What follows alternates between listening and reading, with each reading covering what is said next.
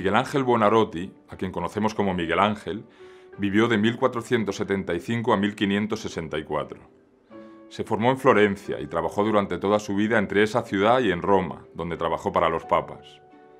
Fue escultor, arquitecto, pintor y también un gran dibujante. Nos vamos a centrar en este vídeo únicamente en su pintura, pero para comprender toda su dimensión como artista es importante recordar que la cúpula de San Pedro en el Vaticano que él diseñó y esculturas como el David o el Moisés se encuentran entre las obras más importantes de toda la historia del arte. Miguel Ángel fue el primer artista en ser considerado un genio por muchos de sus contemporáneos. Esto es un hito importante en la historia de lo que ha significado ser pintor en Europa. Su dedicación a las diferentes artes, la sensación de que con él culmina la búsqueda iniciada en el siglo XV de un ideal inspirado por el arte de los antiguos y su enorme influencia convierten a Miguel Ángel en uno de los protagonistas de la fase central del Renacimiento, junto con Leonardo y con Rafael. Las principales pinturas de Miguel Ángel son las pinturas murales que realizó en la bóveda y en una pared de la Capilla Sistina, en el Vaticano, que vemos en esta imagen. La Capilla Sistina es un espacio para el uso privado del Papa, construido en el siglo XV por Sixto IV. De ahí viene su nombre. Es también el lugar donde aún hoy los cardenales de la Iglesia Católica se reúnen para elegir a cada nuevo Papa. Miguel Ángel pintó la bóveda entre 1508 y 1512, por encargo del Papa Julio II. En el centro de la composición hay 9 escenas del libro del Génesis del Antiguo Testamento. En torno a ellas hay numerosas figuras.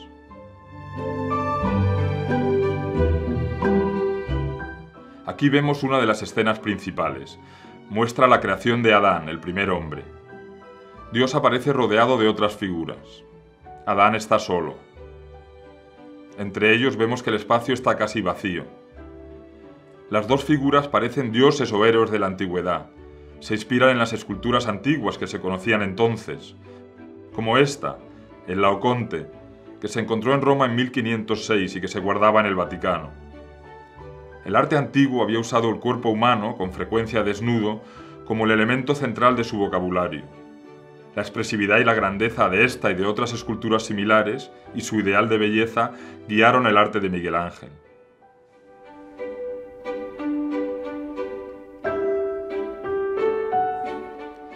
Esta escena representa el momento en que Dios, tras modelar el cuerpo del primer hombre, lo dota de alma. Casi podemos sentir la tensión eléctrica de los dedos que se van a tocar. Es una imagen que expresa con gran claridad una idea importante, la diferencia que existe entre el alma y el cuerpo. El alma es aquello que falta cuando se acaba la vida, aquello que misteriosamente desaparece al morir una persona. Adán está a punto de recibirla.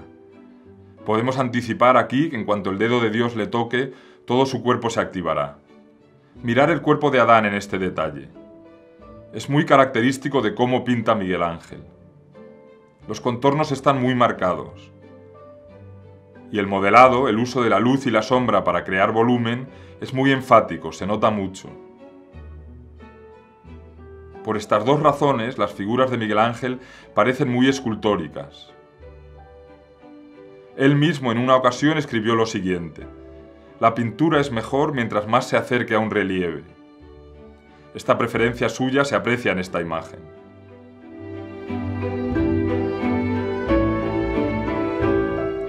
Esta es otra parte de la misma bóveda. La figura es una sibila, una figura de la mitología griega que predecía el futuro y que para los cristianos había anunciado la venida de Cristo. Fijaros en cómo las diferentes partes de su cuerpo se oponen unas a las otras. La cara mira hacia la izquierda, los hombros y el torso hacia la derecha, y las piernas de nuevo hacia la izquierda. Esta forma de componer, a base de opuestos, se conocía como contrapposto. Procedía del arte antiguo y fue recuperada durante el Renacimiento. Miguel Ángel la usó con mucha frecuencia. En esta hoja vemos varios dibujos preparatorios hechos por Miguel Ángel para la imagen de la sibila. Imaginar la cantidad de dibujos que tuvo que hacer para toda la bóveda. Aunque las sibilas eran mujeres, Miguel Ángel parece haber usado un modelo masculino. Mirar el cuidadoso modelado de la figura, que es impresionante. Uno de los dedos de los pies parece haber necesitado más trabajo que otras partes de la figura. La calidad de los dibujos de Miguel Ángel contribuyó a elevar los estándares de la práctica artística durante siglos, y también hizo que la habilidad de los artistas para dibujar se convirtiese en una forma de medir su talento.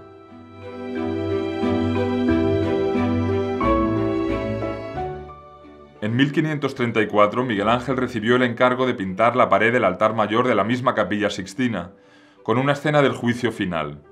La terminó en 1541.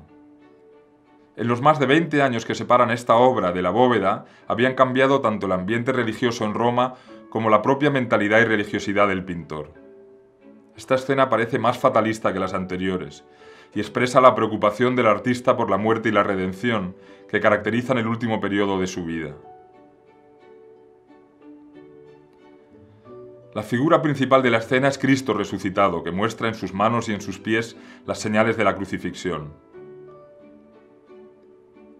Mira hacia la parte inferior derecha, donde se encuentran los condenados. Con el gesto de su mano derecha les envía al infierno.